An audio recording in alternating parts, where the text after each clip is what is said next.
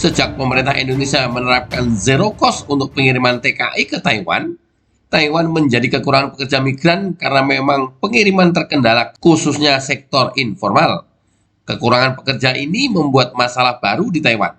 Namun, Taiwan juga keberatan jika proses pembayaran TKI sepenuhnya dibebankan kepada majikan, karena banyak majikan tidak mampu secara finansial.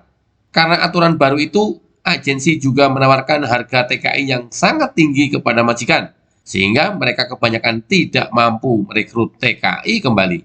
Setelah ada negosiasi beberapa waktu lalu, didapati kesepakatan yang akan menguntungkan TKI ke depannya, di mana Taiwan setuju menaikkan gaji asisten rumah tangga menjadi 20.000 dolar NT atau setara dengan 10 juta rupiah, dan Indonesia sepakat meniadakan zero cost khusus untuk Taiwan. Dengan demikian, proses kembali seperti dulu terkait biaya dan lainnya, namun gaji akan naik menjadi 20.000 NT. Kementerian Tenaga Kerja menyatakan bahwa menurut standar pembebanan perusahaan agen menerima kepercayaan majikan untuk merekrut dan memperkenalkan pekerja migran baru yang eks ataupun pindah majikan bagi yang kontraknya berakhir, dan dapat memungut biaya pendaftaran dan biaya pengenalan dari majikan.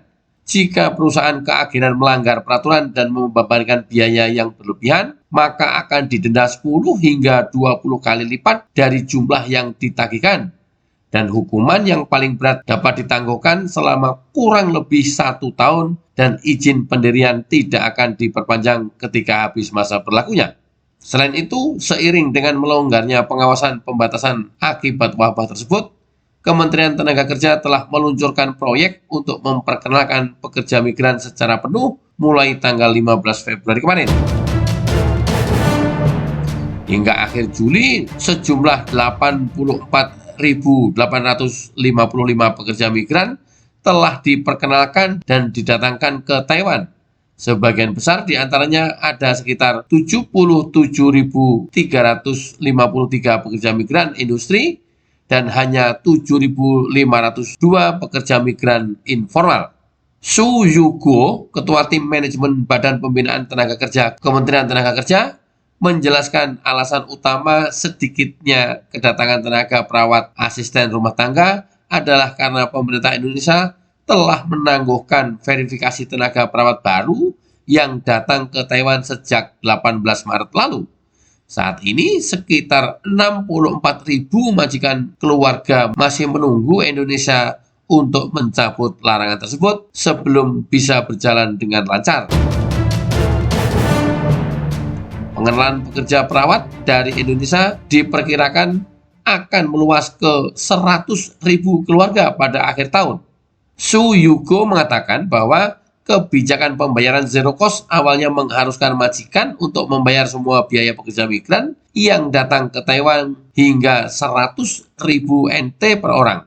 Setelah banyak negosiasi, pihak Indonesia telah secara resmi menjawab secara tertulis, secara khusus mengecualikan Taiwan dari menerapkan kebijakan zero cost, dan pada saat yang sama, Taiwan akan menaikkan gaji pekerja migran informal menjadi 20.000 dolar NT.